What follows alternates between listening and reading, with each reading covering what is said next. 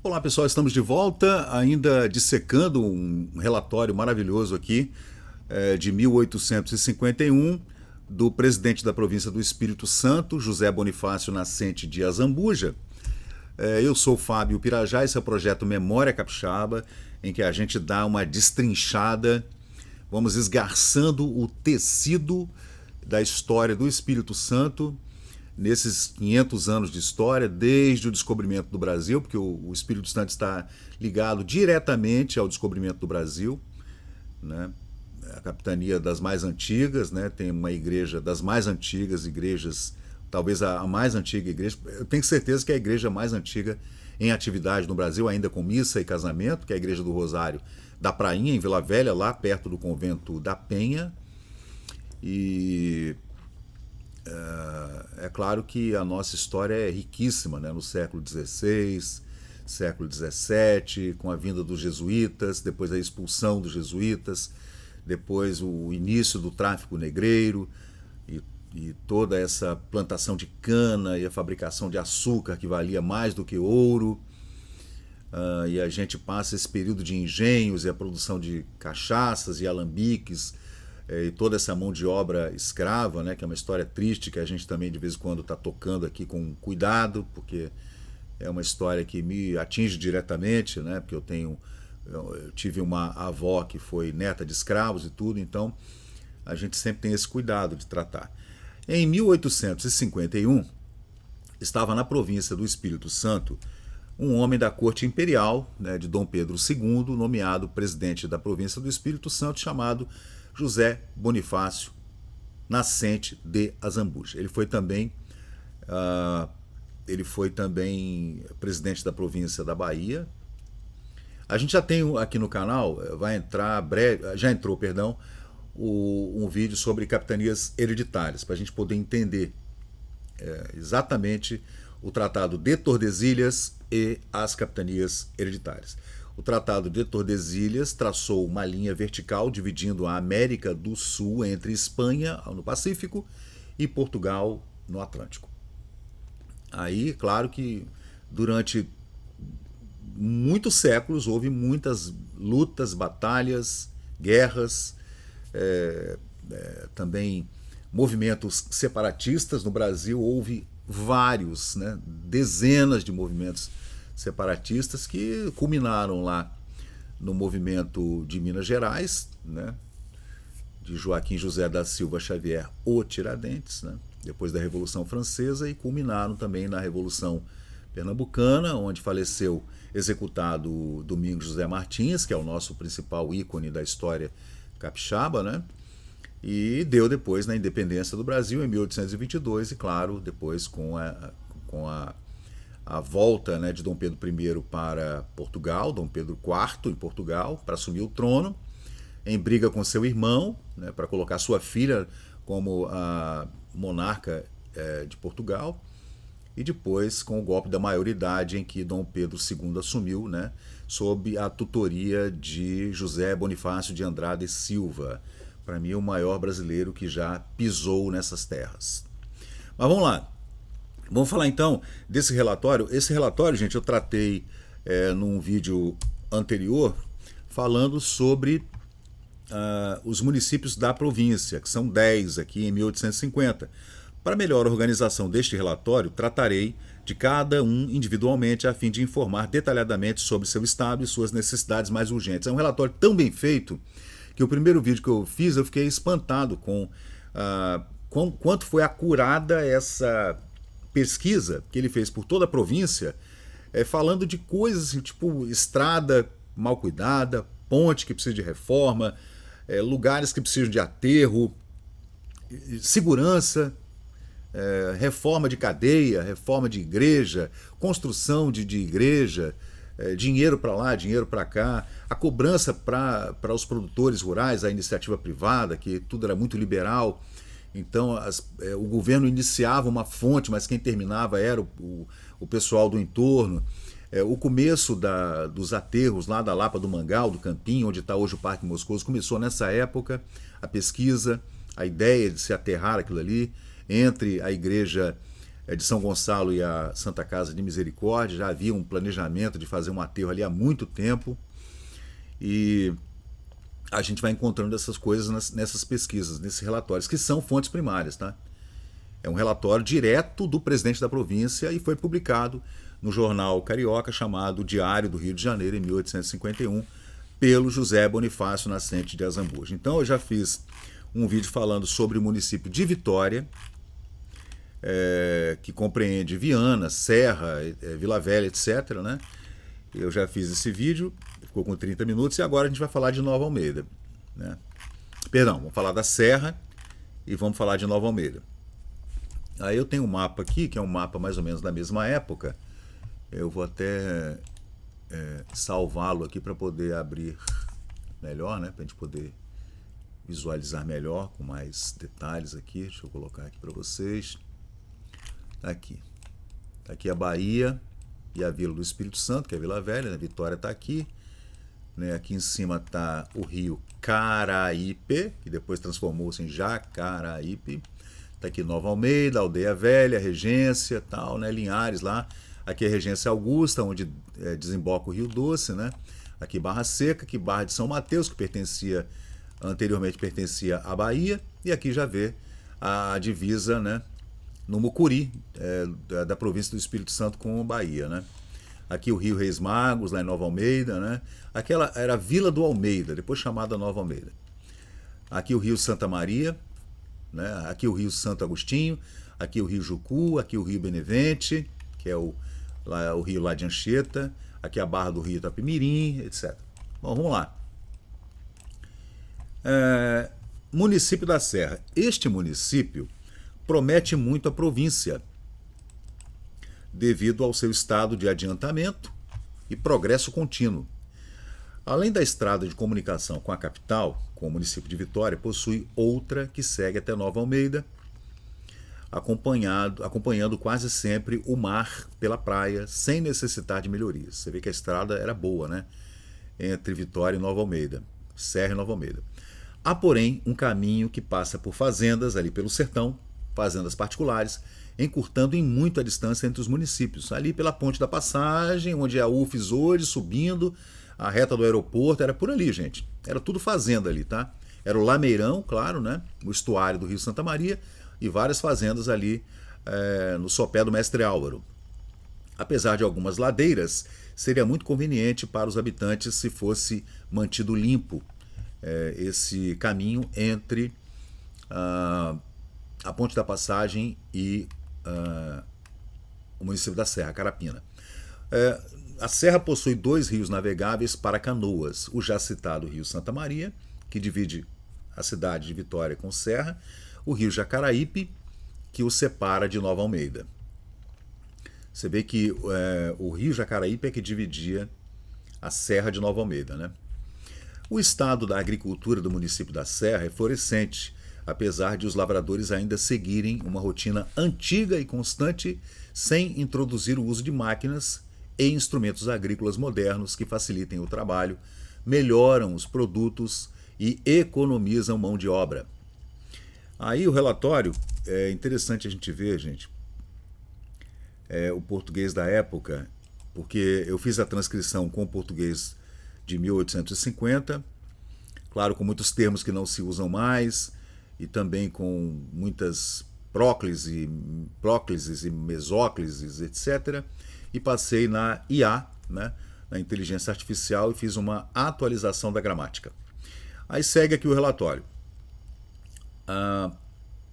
A plantação da cana-de-açúcar é o principal cultivo dos habitantes da Serra, embora alguns já tenham se dedicado à plantação de café, com bons resultados, pois o terreno é fértil e produz bem todo o gênero do país. No entanto, além dos 2 mencionados, né, cana-de-açúcar e café, não exportam outros produtos, cultivando apenas o necessário para o sustento e abastecimento do município da Serra. Vê que na Serra, na época, a Serra não tinha mais que 1.500 habitantes, tá, gente? No orçamento vigente foi decretada uma quantia para o reparo da fonte do município da Serra. Já me entendi a respeito com a Câmara Municipal e espero que em breve se inicie esta obra urgente que será concluída com a quantia votada pela Câmara. O município precisa urgentemente de uma cadeia e uma casa para sessões da Câmara, para sessões do júri e audiências, e também a aposentadoria do juiz de direito quando em correição ou presidindo o júri. Atualmente a cadeia funciona na casa de um particular, mas sem a segurança e as comodidades necessárias. A Câmara reclama por isso e eu, presidente da província, solicito à Assembleia Estadual, provincial, na época chamava-se Assembleia Provincial, providências a respeito. Você vê que então a Assembleia Provincial ia destinar uma verba para a construção de uma cadeia pública e também de dependências para a Câmara, dos edis, e também para as audiências e para que um juiz de direito possa presidir um tribunal de júri, por exemplo. O consistório da Igreja Matriz da Serra serve como casa da Câmara e para os demais fins referidos, inclusive eleições, se faziam lá na Igreja da Serra, observando pessoalmente que o local é inadequado e reconhecendo a urgência de uma providência, mandei fazer a planta e também o orçamento de um edifício com a capacidade necessária para atender a essa demanda. Logo que se conclua, será apresentada a vocês para decidir o melhor encaminhamento. Apresentada a planta para a Câmara Municipal da Serra, aprovam lá, depois volta para a Câmara, para a Assembleia Provincial, e a Assembleia Provincial disponibiliza a verba para que seja feita a obra. A lei do orçamento vigente determina que a presidência da província mande reparar a estrada do Una, aplicando a quantia arrecadada de uma subscrição dos moradores da vila. Solicitei à Câmara Municipal da Serra informações sobre essa arrecadação. Você vê que o dinheiro era arrecadado da população dos fazendeiros da região para que se fizesse uma ponte, uma estrada. E totalizou R$ 317, dos quais 32 foram destinados, foram gastos em 1841, 10 anos antes, autorizados pela presidência em materiais e utensílios. Informaram que com essa quantia não é possível realizar os reparos da estrada e sugeriram devolver as quantias arrecadadas aos subscritores. Então, o pessoal fez uma doação para melhorar a estrada que precisava ser reparada no Una, no município da Serra. Em 1841 foram arrecadados R$ 317, e em 1850 arrecadou-se muito menos, então não dava para fazer a obra. Então a Câmara da Serra sugeriu que se devolvesse o dinheiro. A coisa não era do jeito que a gente imagina, não. Antigamente era tudo uma bagunça. Não era não, tá? Não era bagunça, não. O que havia era uma incongruência entre as informações retiradas ali do juiz de paz, do juiz de direito, do chefe de polícia e da igreja local, de qualquer local. Essas informações eram ajuntadas em algum relatório, algum documento, e esse documento chegava à Câmara Municipal ou à Prefeitura Municipal ou correspondente ao mandatário daquela vila, e dali seguia para o Poder Central, que era a presidência da província. Nesse caminho, pode ser que alguma coisa fosse relatada de forma que não fosse a realidade. Por exemplo, o número de escravos. Era muito comum que os senhores de engenho dissessem que tinham 100 escravos no relatório, mas na verdade tinham 1.000, ou que tinham 500. Não, 1.000 é muito, mas tinham 300 escravos, mas diziam que tinham 120. Para quê? Para poder correr dos impostos, Porque tudo tinha impostos, Então, é triste dizer, mas era assim que funcionava, gente. Aí está falando que o presidente Azambuja, presidente da província do Espírito Santo, falando em relação ao município da Serra, que ele não compartilhava da opinião de devolver o dinheiro, reconhecendo as vantagens de continuar com o objetivo dessa subscrição para angariar mais fundos para fazer a melhoria da estrada do Una no município da Serra, ainda com algum auxílio do cofre provincial, pretendendo discutir novamente com o tesoureiro da província sobre este ponto, para ver se havia verbas para melhorar essa estrada, mas não posso resolver nada sem saber a quantia exata necessária para completar o projeto. Você vê, Esse burocrata, gente, ele é incrível, né? Eu estava lendo aqui sobre ele, o Azambuja, e ele realmente era um cara muito inteligente, né? E ele fazia um relatório muito preciso e você não sentia uma corrupção na fala dele, né? Você via que ele estava realmente levando a sério essas obras que precisavam ser feitas, pontes, chafarizes, abastecimento de água, esgotamento sanitário, aterro, reparação de pontes e estradas, né, a preocupação dele com rios navegáveis ou não durante cheias, que precisava fazer uma ponte talvez para que o rio ficasse liberado para escoar essa produção. Então era um cara realmente que tinha uma preocupação legítima. A gente não vê nesse relatório nenhuma benesse para um fazendeiro ou outro, né? Ele sempre fala que tem que discutir com a Câmara Municipal daquele município, daquela vila, ou com a Assembleia Provincial, e precisava do projeto, e precisava saber quanto o projeto perfeito para ver a quantia que ele ia destinar de acordo com o erário, de acordo com o tesoureiro da província. Então, realmente eu fiquei bastante surpreso, né, com esse relatório. Agora ele fala de Nova Almeida, né, município de Nova Almeida. Já falamos de Vitória, Serra, agora Nova Almeida. Este município possui, além do caminho de comunicação com a serra por dentro das fazendas, um outro caminho que necessita de uma ponte sobre o rio, que ele chama Rio Timbu, mas é o Timbuí, né? Tornando-se quase intransitável para pedestres durante as cheias, as enchentes. Há também um caminho pelo litoral, passando pela Aldeia Velha, está aqui no mapa, a gente vê, né? Está aqui, gente, ó. Aldeia Velha. É claro que esse mapa não está totalmente acurado, tá, gente? É um mapa de 1860. Ele não está perfeito, não. Claro que não, né? Há também um caminho pelo litoral, né, da Serra, por aqui pelo litoral. Haviam 3 caminhos, gente. Um pela praia, um por dentro, pelas fazendas, e outro pelo meio aqui, que passava pelo rio Timbuí, que, aliás, não está aqui no mapa, né? Esse caminho pelo litoral, passando pela Aldeia Velha, indo até as vilas de Linhares e São Mateus, que estão aqui, gente, ó. Linhares, aqui na Regência Augusta, e lá em cima Barra Seca e a Barra de São Mateus, que a gente vê aqui, né? Nesse mapa também a gente não está vendo o estuário do Piraquê, Mirim Piraquiaçu, né, em Santa Cruz, que era um ponto importante também, né, de abastecimento para os navios e tudo, e não está nesse mapa aqui não.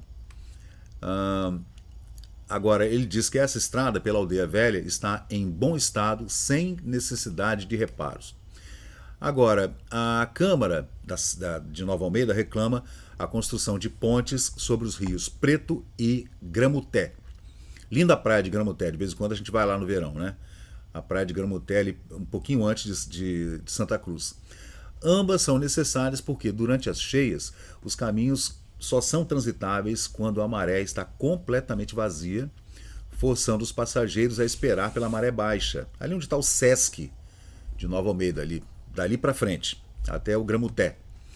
Reconhecendo essa necessidade, autorizei a Câmara a arrematar a ponte sobre o segundo rio, o Gramuté, mais urgente que a primeira, o Rio Preto.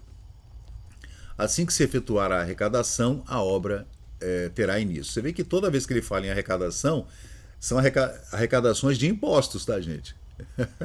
Quando você fala que o governo vai tirar do cofre provincial, ele vai tirar da arrecadação de impostos, né? É o que eu falo, eu faço esse canal aqui com muito prazer, né? Mas eu acabei descobrindo uma vertente para a gente fazer uma ligação entre o passado e o presente, né? Que é exatamente para que serve o Estado, né? Aí a gente fala da minha vertente política, que é o anarcocapitalismo, né, o liberalismo, falando sobre a necessidade do Estado. Você vê que tudo ali será feito por fazendeiros particulares, né, donos de terras e, né, o pessoal que vai tomar conta de ponte, de estrada, de tudo, porque eles estão usando, então está correto. Então, como aconteceu no Rio Grande do Sul agora, uma segunda ponte foi construída lá por moradores, tá? Não foi o governo que fez nada, nem o governo estadual, nem o federal, muito menos o federal. Quem foi fazer a segunda ponte agora, que eu não me lembro o nome do município, foram os particulares. Se juntaram e fizeram a ponte. Ficou pronto em 15 dias, 20 dias. Então a gente fica, né, nessa questão, né? Assim, mesmo que o relatório do Azambuja seja um relatório bastante acurado, muito honesto, eu diria, você lê na fonte primária, é um relatório muito bem feito mesmo. Ele fez a coleta das informações e deu um panorama muito preciso ali de tudo que precisava ser feito na província do Espírito Santo em 1851. Falando das estradas, dos rios, das pontes e tudo que precisava ser aterrado e reconstruído e construído do zero, tudo, né? Muito bem feito. Só que quando ele fala que precisa fazer uma sobrescrição sobre os moradores dos locais para fazer essas obras, né? E vamos ver se o Estado vai ajudar. Se o tesoureiro provincial vai autorizar a tirar o dinheiro do seu imposto para bancar uma obra para você mesmo. Para que o Estado tem que estar no meio, né? Eu não entendo. Eu não entendo. A mesma coisa a gente fala, por exemplo, da educação pública e da saúde pública, por exemplo. Você prefere pegar o seu dinheiro e dar na mão do Estado e o Estado vai bancar a saúde para você. Não é melhor que você pegue o seu dinheiro e dê direto para o seu plano de saúde? Para que você precisa do Estado no meio? Né? O salário mínimo é R$ 1.500. Se não houvesse a CLT, nem o Estado, o salário mínimo seria R$ 6.000. Então para que você precisa do Estado no meio? Né? Mas vamos lá, vamos continuar. Essa é uma outra discussão, mas eu gosto de trazer esses adendos aqui durante essa pesquisa histórica, né, para fazer uma comparação do Espírito Santo, do Brasil, né, no passado e trazendo para essa visão que nós temos no presente hoje, especialmente hoje, né, 2024. Mas vamos lá, continuando aqui falando de Nova Almeida, onde é que a gente estava? Deixa eu ver se eu não me perdi aqui. E a gente vai batendo papo, né? Serra já falei, Vitória já falei, cadê Nova Almeida? O texto acabou voltando, né? Aí a gente estava falando então sobre as pontes sobre o Rio Preto e o Gramuté, passando do Sesc até Nova Almeida. Ali tem dois rios, o Preto e o Gramuté, estão lá até hoje, tá? Um é logo depois do Sesc, que tem aquela escultura daquele peixe metálico, e o Gramuté mais à frente. Depois do Gramuté você passa por aquelas tribos indígenas ali e chega até o estuário do Piraquiaçu, lá na Santa Cruz, que é um lugar que eu amo, né? O sonho é comprar uma casa e morar lá. Aí vamos ver. Ambas as pontes são importantes, né? Porque muitas vezes força os viajantes que estão viajando de cavalo, né? Ou a pé mesmo, ou com alguma canoa, alguma embarcação pequena, né? E quando a maré está vazia é que dá para passar a pé, de carroça, carruagem ou de cavalo, ou burro, burrico, etc. Mula. Então a estrada ela é boa, mas precisa de pontes, duas pontes. Então a primeira ponte é para o rio Gramuté, que é mais caudaloso, digamos. A despesa para a construção das pontes sobre os rios Preto e Timbu, será que esse Timbu é o Timbuí? Deve ser, né? Foi orçada em R$ 150 mil. Bom, o município possui 5 rios navegáveis. O rio da Vila, da Serra, né, de Nova Almeida, perdão, que devido ao seu pouco fundo permite navegação de canoas e barcos pequenos. O quarto, na freguesia da Aldeia Velha, dos quais 2 são navegáveis apenas por canoas. Os outros 2, o Piraquiaçu e o Piraquimirim, formam uma baía na freguesia, lá em Santa Cruz, né, permitindo a navegação de embarcações de até 10 palmos d'água por 1,5 léguas acima, e de embarcações menores por até 2 léguas. Né? Inclusive você consegue fazer hoje, né, uma navegação ali pelo Piraquiaçu de escuna, muito legal, tá? Quem nunca fez, faz, porque é muito bacana.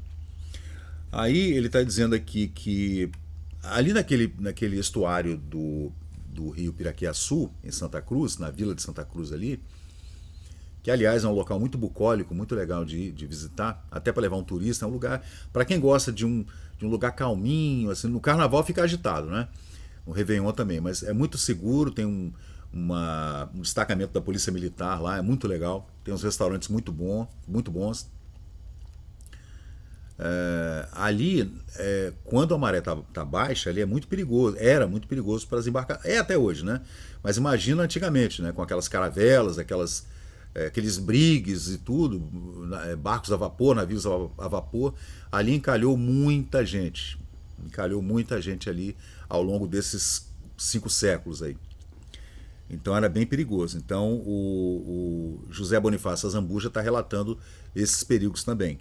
A agricultura em Nova Almeida também é próspera no município, embora lenta pelas mesmas razões citadas no município da Serra. O povo ainda planta cana-de-açúcar de forma artesanal, sem a utilização de nenhum maquinário, com muita mão de obra, gastando muito, sem uma rentabilidade satisfatória para o fazendeiro e também para o erário que recolhia seus impostos. Então, ele sugere que os fazendeiros da região utilizem-se de utensílios modernos, industriais para a agricultura, para diminuir o número de braços nas plantações. E por que uma monocultura de cana-de-açúcar em 1850? Havia pessoas já plantando café no município da Serra, mas em Nova Almeida parece que não, né? Em alguns pontos bem pequenininhos alguém plantava café. O terreno é fértil, especialmente no sertão, né? Saindo do litoral de Nova Almeida, aqui na Aldeia Velha, né? E subindo, né?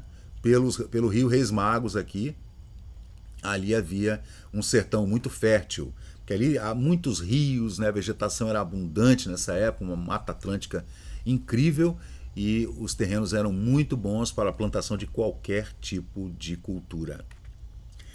Grande parte dos habitantes da freguesia da Aldeia Velha, que a gente vê aqui, ó, se dedica ao corte de madeiras, né? Daí para cima, gente, até São Mateus, era corte de madeira direto, e essas madeiras subiam para Salvador ou desciam para o Rio de Janeiro, e ali houve um corte né, uma devastação de madeiras de lei, madeiras nobres, né, durante esse período, né, aproveitando as matas abundantes de jacarandá, guarabu, cedro, amarelo e outras árvores incríveis. Imagina aquelas árvores de 300 anos que foram cortadas ali, né? A boa barra da freguesia atraiu um rápido aumento de população após a elevação da vila à freguesia, facilitando socorros espirituais antes difíceis e distantes. A fonte da freguesia de Nova Almeida, com abundante e excelente água, necessita de consertos para os quais espero que me autorizem a realizar. Bom, relatório sobre os municípios de Nova Almeida e Serra, do presidente da província do Espírito Santo, José Bonifácio Nascente de Azambuja, publicados no Diário do Rio de Janeiro em 1851, relatórios de fonte primária, que saíram aqui do Palácio do Governo da província do Espírito Santo, na Cidade Alta, hoje o Palácio Anchieta, falando sobre os municípios da província, que nessa época, em 1850, eram em número de 10. Então é isso aí, gente. Esse é mais um vídeo aqui do canal. Eu sou o Fábio Pirajá. Esse é o Memória Capixaba. A gente vai estar sempre trazendo essas pesquisas que eu adoro ler, né, e ficar pesquisando e encontrando uma ou outra discrepância. E aí a gente vai trazendo à luz aqui, fazendo um esgarçamento dessa teia, né, desse tecido da história do Espírito Santo e seu envolvimento com o resto do Brasil, né, especialmente com o Rio de Janeiro, Minas e Bahia. Então valeu, pessoal, muito obrigado, eu sou o Fábio Pirajá, vamos continuar, vamos embora, valeu! E chegamos ao final de mais um vídeo aqui do Memória Capixaba. E se você curtiu o conteúdo, por favor deixe seu like, compartilhe aqui o nosso canal e inscreva-se para mais novidades. Até a próxima e muito obrigado por participar aqui do Memória Capixaba.